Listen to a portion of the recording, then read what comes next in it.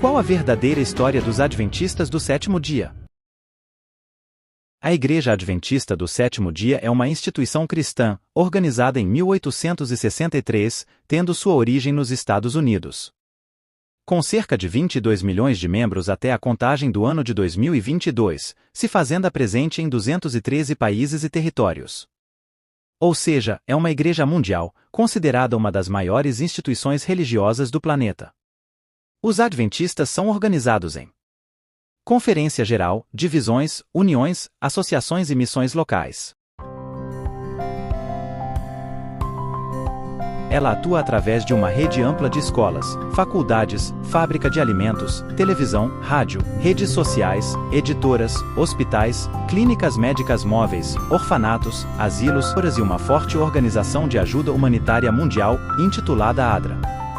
Embora a Igreja Adventista do Sétimo Dia seja trinitariana, e dar forte ênfase na graça de Cristo como meio de salvação não é muito bem quista pelas demais igrejas protestantes.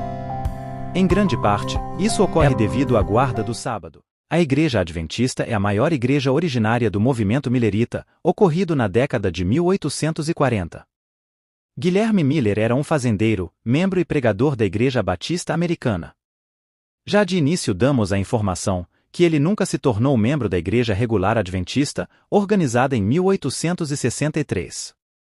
Ele deixou o movimento após o que os adventistas chamam de o grande desapontamento ocorrido em 1844. Miller era um fervoroso estudante das Escrituras Sagradas.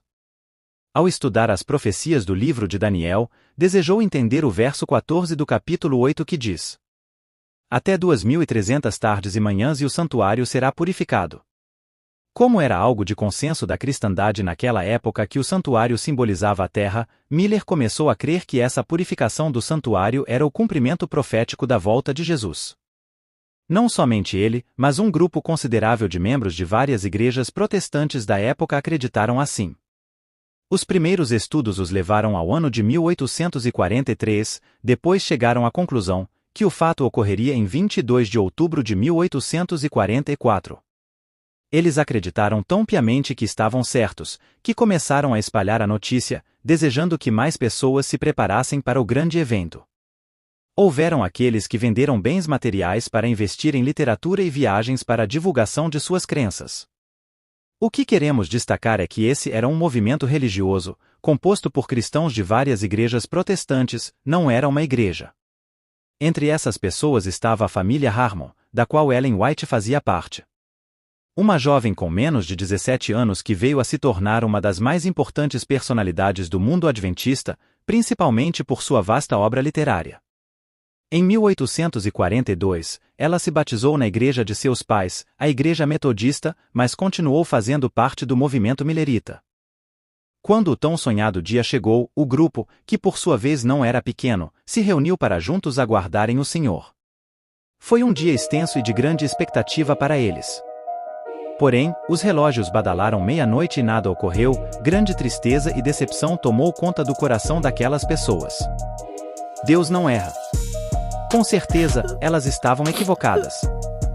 Ficaram decepcionadas, no coração ardia a esperança de sair desse mundo de trevas e ir com Jesus, a quem muito amavam para o lar celestial, longe da tristeza, da dor e da morte.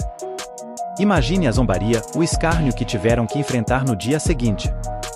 Aquele grupo grande se dispersou. Inclusive Miller não quis mais saber do assunto. É errado dizer que Miller largou a Igreja Adventista e retornou à Igreja Batista, afinal ele nunca abandonou sua igreja. Aquele era um movimento protestante e não uma nova religião.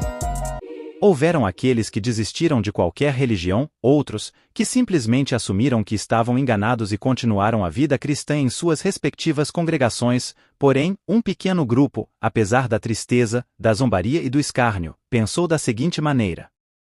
Estudamos muito Daniel 8:14. Será que todas as nossas conclusões estavam erradas? Aonde será que erramos? Se é uma profecia para o fim dos dias, como Gabriel disse a Daniel, então tem que haver um entendimento correto. Esse grupo não desistiu. E foi justamente na manhã do dia seguinte ao desapontamento, que um membro da igreja metodista, Hiram Edson, quando estava andando no milharal, pois era fazendeiro, diz ter tido uma visão, de que o erro que cometeram foi justamente interpretar que o santuário simbolizava a terra, chegando assim à conclusão que Jesus viria em 22 de outubro de 1844. Ele diz ter visto o evento que realmente ocorreu nesse dia, o início do julgamento investigativo, que se referia à obra de Cristo no lugar santíssimo do santuário celestial. Assim como o sumo sacerdote israelita entrava uma vez por ano no Santo dos Santos para fazer expiação dos pecados ali levados durante todo o ano com a aspersão e sacrifício dos animais. Era necessário que Cristo intercedesse perante o Pai por todos aqueles, desde Abel, que tiveram seus pecados expiados por ele.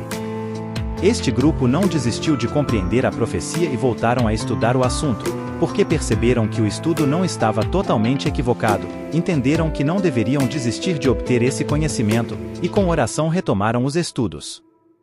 Procuraram entender melhor o santuário israelita, todo o seu simbolismo e foram ainda mais além com um estudo mais apurado das profecias do livro de Daniel, bem como do Apocalipse e da carta de Paulo aos Hebreus.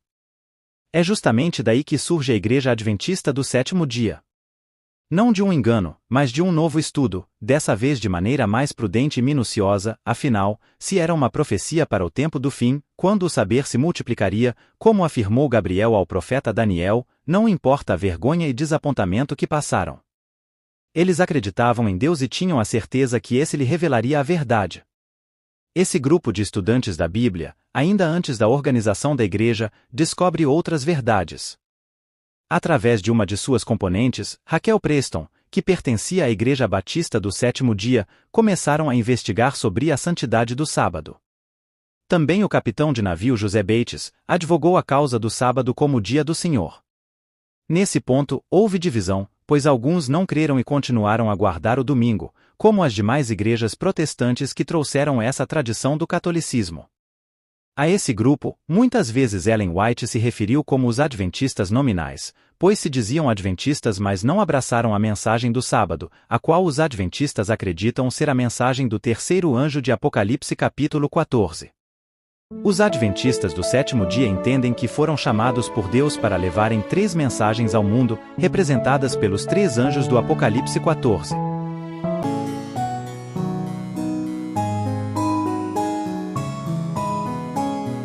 Decifrando o Adventismo. Preparando um povo para o retorno de Jesus.